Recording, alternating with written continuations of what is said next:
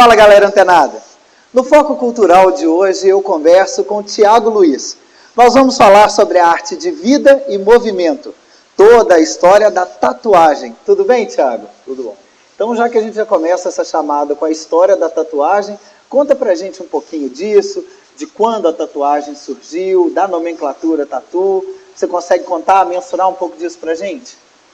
Eu gosto muito de uma frase do Darwin que explica da melhor maneira isso, que ele fala que não existe nação no planeta que não conheça o fenômeno da tatuagem. Então, a partir daí, você pode entender que, assim, que não existe nenhum continente que não tenha experimentado o fenômeno da tatuagem em épocas diferentes e tal. Os registros mais antigos remontam da Idade das Pedras e tal. Então, você tem registros pontuais como o Homem do Gelo ou múmias egípcias tatuadas, e a partir fica um registro que ele pulverizado em todos os continentes, de acordo com que você tem ainda fósseis e evidências históricas que comprovam a existência da tatuagem. Em cada lugar específico, ela vai ter uma história própria, e com suas características e com suas peculiaridades. Então, se a gente for ter uma linha, um fio condutor, para chegar até na tatuagem contemporânea, para entender como que ela manifesta nos dias de hoje, existem várias correntes, mas a mais aceita é que ela voltaria para a Europa via Polinésia. Quando o capitão Cook, James Cook, chegou na Austrália e nas ilhas da Oceania e teve contato com os povos que lá habitavam. Com essa troca de experiência e vendo como que esses nativos faziam as tatuagens, e pelo som do instrumento que os instrumentos produziam, que no caso seriam os maores, eles usavam uma onomatopeia para definir essa prática. Os ingleses, estudando isso, eles entenderam e absorveram essa palavra e daí usaram essa onomatopeia para definir esse fenômeno. Assim. Que era o som, então, desse material improvisado dessas ferramentas que eles usavam para fazer.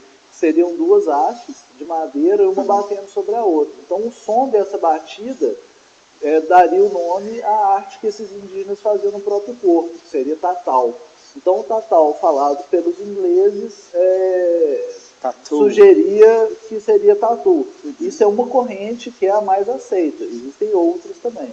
Como tem uma pesquisadora brasileira que sustenta que viria de tapotagem, estaria mais ligado à arte rupestre, desde soprar, de soprar uma tinta na própria mão na parede, fazer uma tapotagem. E existem outros registros dessa palavra, da raiz dessa palavra ligada a culturas latinas também, não só a línguas anglo-saxônicas, que sugerem a palavra tatuagem. Então, assim, tem várias correntes de estudos até para explicar o nome. Mas fato é que quando os ingleses trouxeram exemplares de seres humanos para a Europa tatuados, criou um frisson na comunidade europeia, que seriam seres do Novo Mundo, e seres tatuados do Novo Mundo, e isso deu um frisson mesmo na sociedade e tal. E com essa troca cultural entre os navegantes que chegavam nos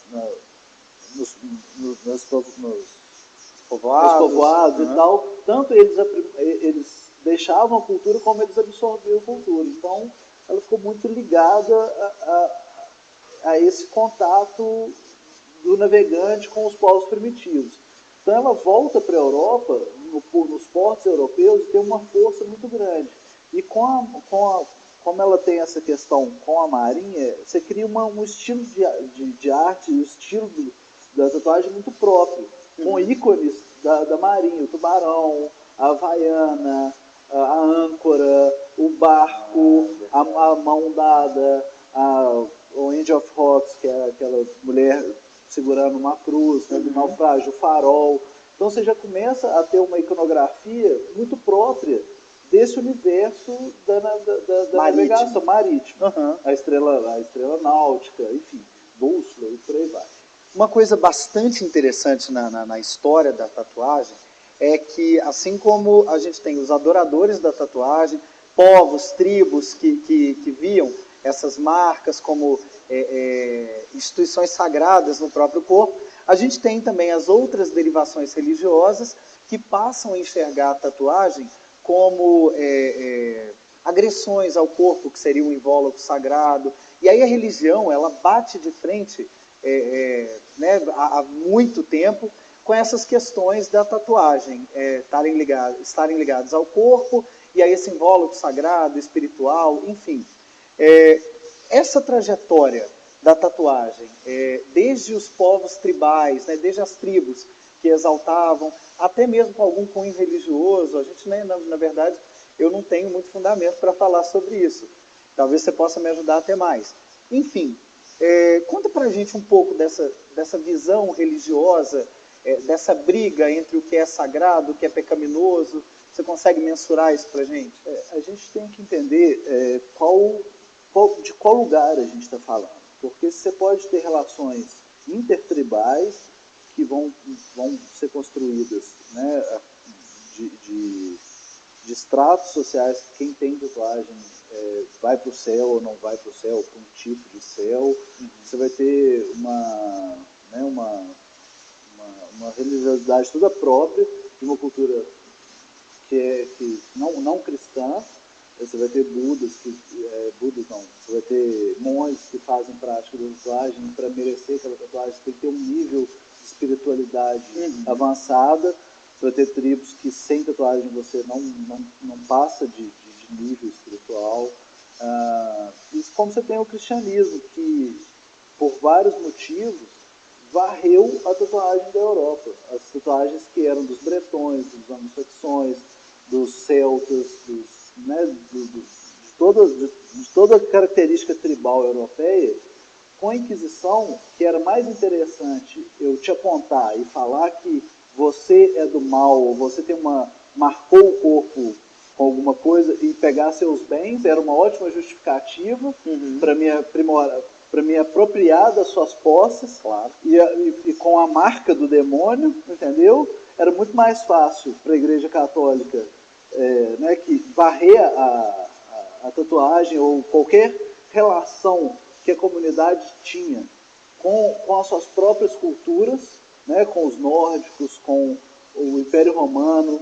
O Império Romano, a prática que ele tinha de tatuagem, como o Império do Oriente Médio, os mouros, cada um que tinha a própria cultura. A primeira coisa, o primeiro contato com o outro, o que se perde é a identidade.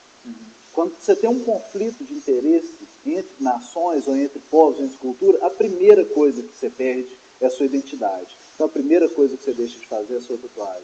Porque a tatuagem, ela fala dos seus pais, ela fala da sua cultura, de onde você veio. E quando você é aculturado, a primeira coisa que você deixa de ser é você mesmo. Então você perde a sua tatuagem. Então isso aconteceu sistematicamente na Europa, né, na Inquisição.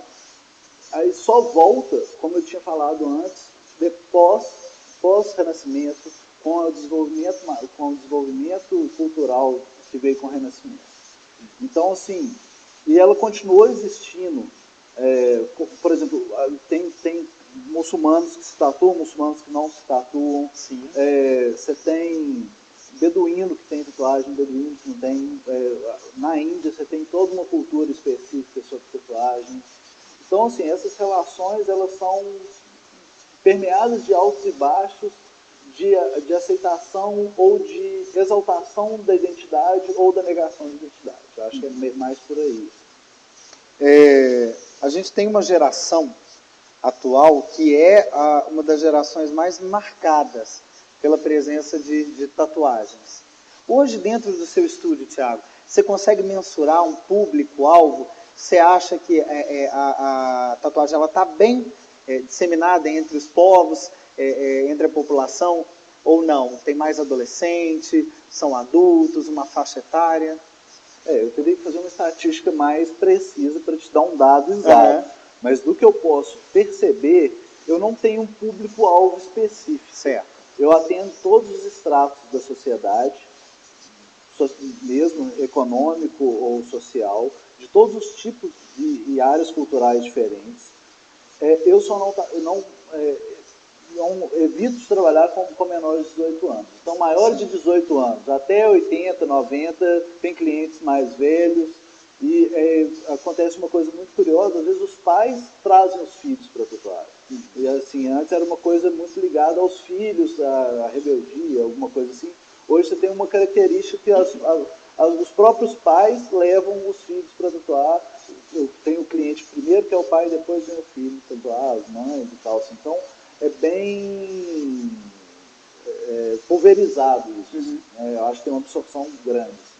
A gente conversou um pouquinho antes, nos bastidores, sobre uma das visões que as pessoas tinham sobre a tatuagem. O pessoal que nasceu na década de 40, de 50, que tinham um conceito um pouco mais arcaico. Eles atribuíam a marca da tatuagem a uma marca carcerária ou uma marca de prisão. Você contou para mim que isso tem um pouco de... tem fundo de verdade, na verdade. Tem uma razão de ser. Tem uma razão de ser.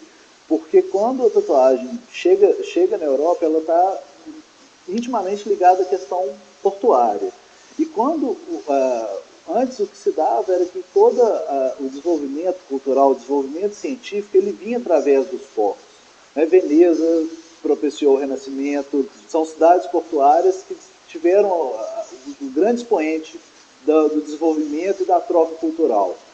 Com a Revolução Industrial, o porto deixa de ser o lugar da troca de cultura, o lugar da troca de conhecimento e passa a ser exclusivamente mercante. Então, o desenvolvimento científico está em outro lugar, ele não está mais no porto. Então, a comunidade portuária ela começa a ficar à margem da sociedade. E como é sabido, a margem é que é punida pelos crimes. A gente não tem uma cultura de punir quem não está na margem. Até porque a gente tem a expressão marginalizada exatamente por causa dessa situação. Então, assim, essa comunidade que vivia no porto, que as mulheres passam a se prostituir, os estivadores passam a roubar, não que todo sistema portuário tem isso, mas aconteceu uma marginalização do profissional portuário, que antes era o cientista, o cara que vinha de outro lugar, trazia as notícias do novo mundo, o cara um desbravador, onde estava a ponta de lança da ciência, que era usado o astrolábio, toda a ciência, até a nossa construção tem influência das naus, da arquitetura naval e tal. Então, assim, quando isso passa de deixar de ser tão importante, essa comunidade ela passa a ter uma parcela carcerária. Então a tatuagem está ligada à margem, dentro da carceragem. Na década de 30, 40, 50, quando você tem gangues que usam a tatuagem como símbolo de resistência cultural dentro das prisões, você tem uma linguagem própria da tatuagem carcerária. Em diferentes lugares do mundo. Na Rússia você tem uma história toda específica da tatuagem carcerária. No Brasil você tem uma história. Nos Estados Unidos você tem outra, que está muito ligada às gangues de motoqueiro também e tal. Então, assim, essa visão até a década de 70, ela faz um pouco de sentido, porque realmente era coisa de marginal, era coisa de quem estava à margem.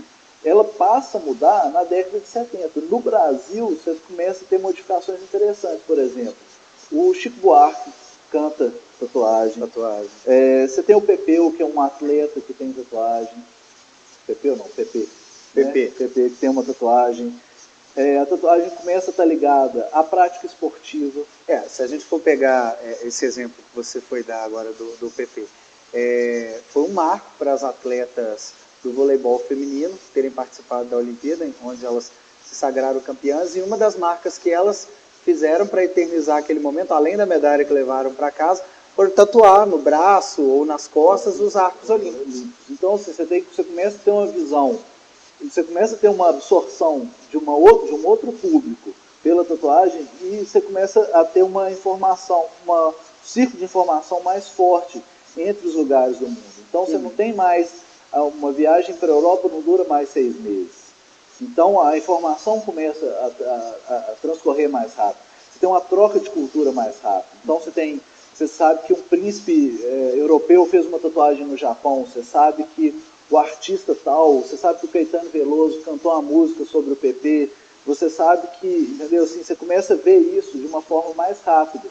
E a tatuagem começa a ter uma visão diferente, né? Aí ela passa, aí você vai ver que o cara é um atleta, ele não é um prisioneiro. Você tem umas tatuagens que são também relacionadas à cultura militar. O cara que foi na guerra e fez uma tatuagem da corporação de qual batalhão ele pertenceu. Então você tem uma outra relação com isso, uma outra relação com a também marca. pode não deixar de ser as novas tribos que foram se criando, né? Assim, se falou muito até a década de 80, 90 de novas tribos urbanas. Uhum. Né? Assim, foi uma coisa que, é a marca das novas tribos urbanas e tal. Eu não sei se elas deixaram de existir, assim, para falar a verdade. Porque quando você vai mexendo, você vai vendo que sempre existiram grupos que tiveram atitudes e bem específicas. O que aconteceu, eu acho que, por exemplo, os beatniks, eles não estavam só na América do Norte. Os hippies não estavam só na América do Norte. Foram fenômenos, os punks, os skinheads, enfim, os clubbers, todas essas tribos, não era mais restrito a um lugar. O que acontecia na Inglaterra contra a rainha estava acontecendo no ABC Paulista, contra, né, a questão da exploração, o movimento punk estava no Brasil, estava na Inglaterra. Uma coisa legal da gente lembrar é que dentro desse processo todo, a gente passou por esse grande boom da globalização. Então essas informações que antes eram disseminadas em pontos distintos, elas passam a ser de fácil acesso para todos os povos, o que poderiam aí ter originado movimentos que acontecessem simultaneamente embasados em outros movimentos acontecendo em outros povos. E com uma comunicação entre eles. Uhum. Então, assim, o clubber que estava escutando uma música eletrônica em Belo Horizonte, ele sabia o que estava acontecendo na Finlândia. Uhum. Sabe? O cara que é heavy metal lá na Finlândia, ele sabia o som que o Sepultura estava fazendo, que era uma banda brasileira. Sim. Sabe? Assim, então, essa interconectividade foi criando uma cultura de identidade cultural muito forte. O que prova que as tribos, talvez, elas não tenham se disseminado. Elas provavelmente podem ter se juntado de outras formas. E são várias maneiras de se abordar essa questão, assim, mas eu acho que é isso. Assim. E uma das características marcantes foi essa questão da identidade. Então, quando você tem uma retomada da identidade cultural, você volta a se tatuar, porque você se reafirma. Então, a tatuagem volta com muita força nos anos 80, 90, mostrando que a gente tem identidade. Isso vem ao encontro da pergunta que eu ia fazer posteriormente, mas então acho que já está explicado. Então existe um período onde não é que a tatuagem acabe, mas ela tem um período de baixa na historicidade. Ela tem um período de baixa e tem um período de alta. O que é muito curioso, quando você pega, por exemplo, a história da tatuagem no Japão, ela tem períodos que ela só a classe, só os samurais, só os senhores podiam fazer, sim, e você tem um período que só os bandidos faziam. Então, isso coexiste com uma outra história que está acontecendo na Nova Zelândia, e coexiste com os índios diversos que continuam tatuando até hoje com o mesmo jeito no Paraná, entendeu? Então, aí eu vou ter que mudar completamente o foco da pergunta, porque o seu discurso é muito embasado na história. E a gente vê que existe um estudo, existe uma pesquisa. Você não é só um tatuador, você é um adorador da arte. Eu gosto bem. Agora, quando é que a tatuagem entra na sua vida? Como é que isso funciona? Você se tatuou, passou a gostar e foi virar um tatuador? Um amigo falou, olha, você consegue, você vai fazer bem. Foi estudar a história. Como é que ela surge? Não, na verdade foi o seguinte. Eu tenho um irmão mais velho que foi estudar em Belo Horizonte. E ele conheceu alguns tatuadores e começou a fazer alguns desenhos. E ele começou a tatuar também, aprendeu a tatuar e tal. E eu achei aquele negócio muito fascinante, cara. Eu falei, gente, como é que a coisa acontece? Como é que a mágica do negócio acontece? Como assim o desenho não sai? Como assim, que tipo de desenho que é esse? Você lembra a sua idade, mais ou menos? Devia ter uns 12, 13 anos. Eu fiquei, assim, fiquei muito fascinado assim, com como que era isso. E aí quando eu ia para Belo Horizonte, eu frequentava alguns estúdios, sabe, assim, ia ver como que a cor, você olhava a cor e ficava, sabe, assim, apaixonado por aquele negócio. Eu disse, gente, como que é esse desenho que eu nunca tinha visto nada parecido desse, né, da tribal, da cor, desse negócio, assim, como é que faz isso, assim. E comecei a gente, moleque, começa a querer saber tudo e comecei a desenhar os desenhos. Na época tinha uma publicação no Brasil, que era Metalhead, que era a única revista que tinha, e a gente custava para achar e lia a revista, desenhava ela de trás para frente e ficava esperando o outro lançamento. Não tinha internet, né? Assim, a gente não era um mundo que tinha internet, não tinha livro em português, a gente sabia que tinha achar um livro sobre tatuagem era uma coisa, né, surreal e tal, assim, só tinha importado quando tinha. Aí todo mundo que viajava, o que você quer que traz? Traz uma revista de tatuagem para mim. Aí chegava uma revista da Europa, era uma coisa fenomenal. Era o achado, aí né? a gente conseguia achar um lugar que vendia uma revista importada, e ia atrás dos estúdios, ver como é que era o desenho. Aí, assim, isso foi ganhando corpo até a hora que eu vi que eu já estava, assim, já sabia limpar, já sabia esterilizar, já sabia desenhar. Então, para começar, foi uma sequência natural, assim, dessa questão. Aí acho que foi isso, assim, depois virou uma chave. E aí profissionalizou, montou seu Assim, estúdio. Quantos anos, Thiago? A questão da profissionalização é engraçada. Vocês vão dizer, o que é? Eu acho que quando a coisa é profissional é quando você ganha dinheiro com aquilo. Quando você vive daquilo, aí isso é profissional. Entendeu? Eu tive muita sorte de aprender da maneira correta do começo. E o que facilitou muito minha vida. Eu sou muito grato a todas as pessoas que me ensinaram, né, que me deram informações como que isso acontece. Eu acho que se eu for fazer umas contas, deve ter 15, 16 anos que eu já tatuo. Desde quando eu comecei a fazer minha primeira, eu tenho 10 anos de loja. Que eu abri uma loja, um estúdio mesmo. E antes de abrir a loja, eu já vivi exclusivamente de tatuagem. Eu acredito, então, que ao longo desses 16 anos você já deve ter recebido várias propostas, vários desenhos, vários clientes diferentes. A minha curiosidade agora, enquanto Thiago, tatuador profissional, é sobre fazer o que a gente hoje chama de cover-up, né? A tatuagem de cobertura, cobrir um trabalho que já foi feito, talvez por você ou por outro tatuador. Hoje em dia, tão comum quanto a prática da tatuagem é a do cover-up, da cobertura. O que acontece? Assim, o que eu acho mais legal assim, nesse tempo que eu trabalho, eu acho que a tatuagem ela te permite lidar com imagens, com ideias que pouco comum você veria em outro setor, entendeu? Em outro lugar. É um lugar que você pode trabalhar com assuntos diversos o tempo todo. Então, assim, cada hora eu aprendi a tatuar procurando não repetir os desenhos que a gente fazia. Sim. Então, e tentar entender cada referência de cada pessoa. Então, cada hora você vê uma coisa diferente e tenta trabalhar isso de uma maneira individualizada. A questão da cobertura é muito curiosa, porque, primeiro, que todo mundo tem um começo. E a tatuagem, ao longo do tempo, ela foi evoluindo. Então, assim, o que a gente tem hoje de material e tem de possibilidade técnica é muito melhor do que há 10 anos. Como eu falei, quando eu comecei não tinha internet, não tinha celular. Então, hoje, as tintas, as agulhas, o conhecimento biológico que a gente tem sobre isso é muito superior ao que a gente tinha 10, 20 anos atrás. Então, quando você...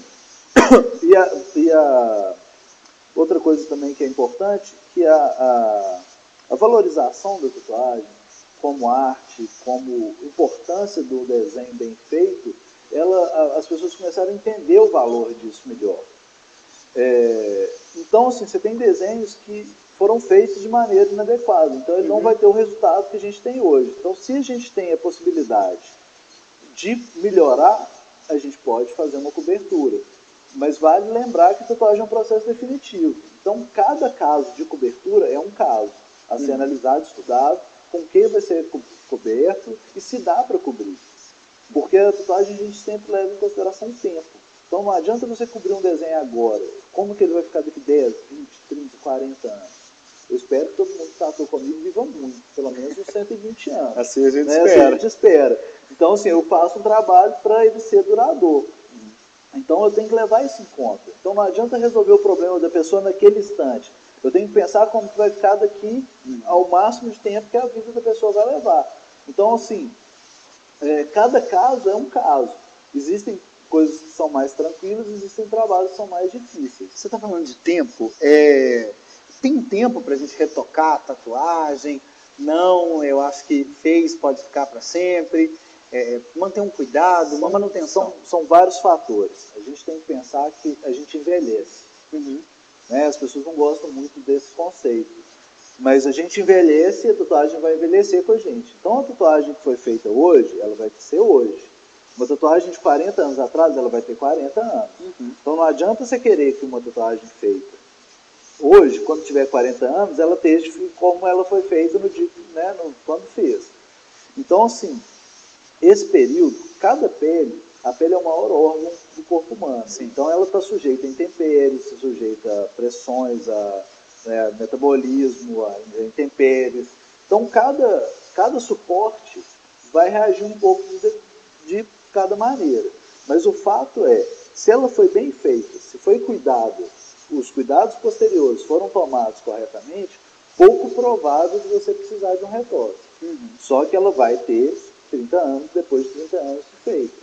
Entendeu? Ela vai ter 40 anos depois de 40 anos. Mas então eu posso reavivá-la, dar um retoque, fazer com que ela... O que a gente considera retoque, o que eu considero retoque, é quando ela foi feita, depois de 30 dias, que é o período de cicatrização, a pessoa volta na loja. Uhum. Aí, se precisar de alguma coisa, é retoque.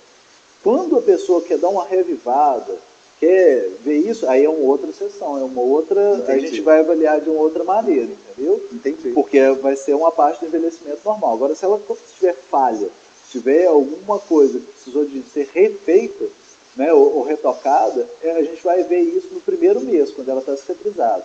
Por isso a importância quando a gente pede um retorno depois de 30 dias.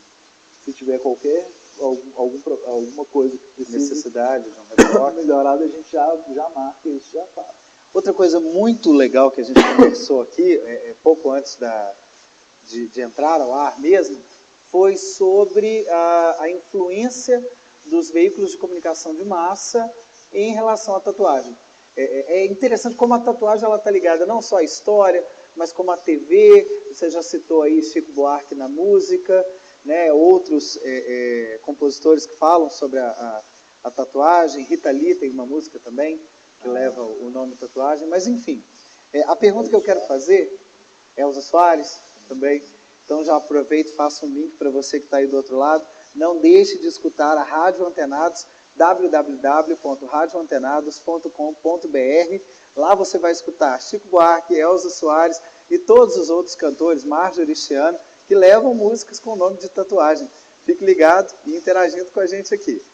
Mas voltando à pergunta, né, que eu queria fazer, a gente tem então essa influência midiática num globo geral sobre a tatuagem. E aí, num determinado período, você vê alguns artistas que se relacionam e escrevem nomes de parceiros no braço, na perna, e isso acaba se tornando viral. Num outro determinado momento, a gente tem um ator X que interpreta uma novela adolescente e ele tem uma tatuagem maori e isso se torna viral. A gente chega à conclusão de que não dá para falar que é sazonal, porque a tatuagem ela está ali como arte fixa, apesar da vida e movimento que ela dá, né, ao corpo que ela habita. Mas fala para mim, Thiago, existe essa influência ativa realmente da mídia, criando o que eu poderia aqui chamar de modismo, talvez? Existe uma coisa curiosa, assim, eu não poderia deixar de fazer um link com a história, assim, eu acho que a coisa, quando a gente pensa nesses fenômenos culturais, é muito natural do ser humano. Existe algumas tribos que elas antes retratavam tudo que a iconografia delas estava ligada ao que elas viam no ambiente. Uhum. Então elas tatuavam pássaros, folhas, flores que elas viam naquela ilha ali e tal. quando o homem branco chegou, eles passaram a tatuar chapéus, armas, né, ou outras coisas que eles viam. Então o ser humano, ele vê o que está ao seu redor e se inspira naquilo e cria uma imagem daquilo na própria, né, como se fosse um reflexo daquilo que ele vê. Nos tempos atuais não seria diferente. Claro. Né? Hoje você passa, a maioria das pessoas no tempo que não está trabalhando ou que, né, no tempo livre, passa de frente de uma tela de televisão ou de computador. Então não seria diferente que essa iconografia influenciasse no que ela, na escolha para fazer aquele desenho na tela. Quando você vai ver, assim, eu acho que então esses expoentes desse universo influenciam uma grande massa, que é o único, às vezes a maioria das pessoas, o único campo conceitual que elas têm é a televisão. Elas querem ser parecidas, querem vestir como artista, usar os produtos que ela usa, os produtos são vendidos por artistas, não seria diferente. Porque ela cria essa relação ela de referência, ela nem né? cria, ela tem uma relação natural de referência com o universo do que ela enxerga. Né? Então, assim, é natural que ela se expresse do hall de coisas que ela tem de informação. Então, quando ela vê uma coisa que ela gostaria de ser ou parecer aquilo, ela vai se manifestar daquele jeito.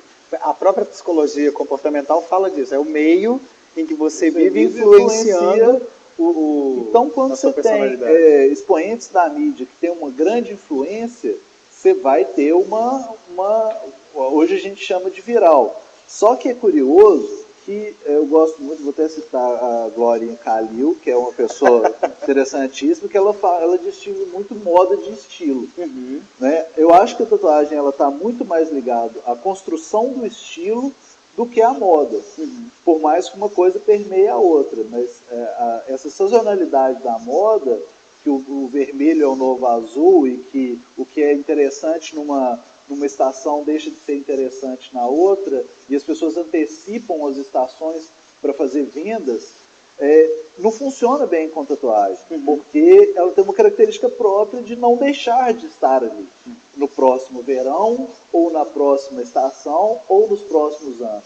Então, uma pessoa que fez uma coisa que está num topo de ascensão e de informação, daqui 30, 40, 50 anos, ela vai ter a mesma. Então, eu acho que está na construção do estilo. Então, mas é inegável a influência, assim, é uma pena, porque a gente, né, do jeito que eu aprendi, do jeito que eu acredito que seja uma busca de identidade. Só que é triste que você vê que boa parte da população hoje desconstrói a própria identidade e absorve a identidade comercial e uma identidade vazia de sentido, né, do parecer, do estar, mas isso aí já é uma característica social. Mas a gente conversa muito e tenta explicar muito para cada cliente pontual e pede para as pessoas terem consciência e ter uma busca do que é a identidade, do que é pessoal, individual, né, para fazer a tatuagem. Bom, então hoje numa aula de história e descobrindo um pouco mais sobre essa arte aqui da vida e movimento, a gente conversou com o Thiago Luiz. Thiago, sua câmera está aqui, fique à vontade para suas considerações finais, fale do seu estúdio para que as pessoas te procurem e conheçam também do seu trabalho.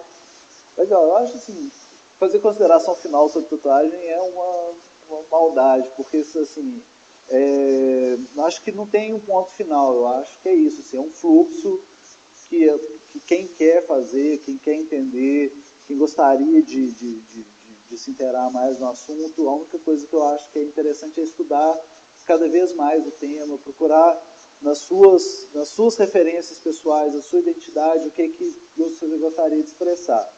A gente está à disposição de quem quer conversar, quem quer ver desenho, quem quer fazer tatuagem.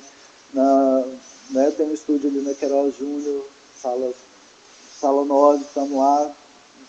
Quem quiser conversar. Galeria Gene França, sala 9, segundo andar. Tem um telefone de contato? 9156-6737. Para quem fez a produção do programa, tem desconto na tatuagem? Brincadeira. Então é isso, gente. Fica por aqui mais uma edição do Foco Cultural. A gente aguarda você na próxima semana. Até lá. Jesus! Meu sonho era tirar esse blazer. Sensacional, muito obrigado. Ah, não posso tirar o blazer.